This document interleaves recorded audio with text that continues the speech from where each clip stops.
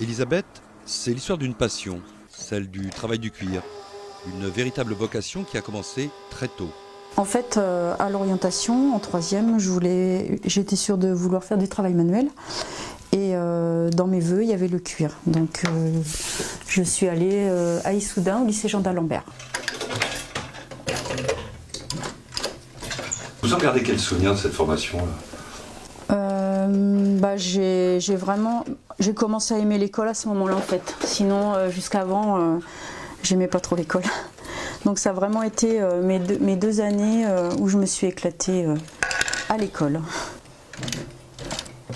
J'ai donc eu mon CAP BEP et après je suis rentrée directement aux ateliers. À l'époque c'était la maroquinerie de l'Indre et puis ensuite c'est devenu Vuitton donc. Un rêve, non, il fallait travailler et puis quelque part j'avais pas trop le choix quoi, mais mon rêve il s'écroulait. J'avais l'idée moi de devenir artisan et j'en avais ni les compétences à l'époque ni les moyens, donc j'ai abandonné assez rapidement mon rêve. 28 ans dans le domaine du luxe et puis un jour il y a eu des vacances dans le Lot et là ce fut la rencontre qui a tout déclenché. J'ai poussé la porte d'un maroquinier sur Brive. Ce maroquinier il travaillait, je pense qu'il travaille toujours dans un coin de rue.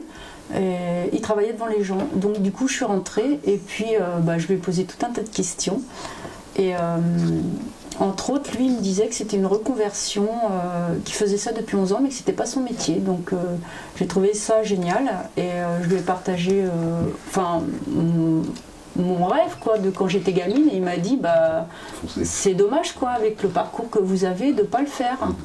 Et de là j'ai eu le déclic. Elisabeth a donc créé Bébé Cuir il y a 1 an et demi avec une gamme de produits conçus de la création jusqu'à la réalisation. Ça c'est la dernière pochette, ma dernière création que je viens de mettre sur mon site internet qui s'appelle la pochette Volga. Ça c'est un sac que j'ai réalisé qui est aussi sur mon site internet qui s'appelle le Colorado. Ça c'est mon produit phare qui s'appelle le Weather qui se vend super bien. Puis après je fais tout un tas d'autres petits articles, j'ai des trousses, j'ai des petits étuis lunettes, des étuis cigarettes, ça c'est plus des pièces de marché on va dire. Et la dernière création d'Elisabeth sera présentée du 10 au 12 février prochain au Salon des métiers d'art d'Orléans. Elle espère bien avec elle décrocher un prix au concours sur le thème Matière infernale.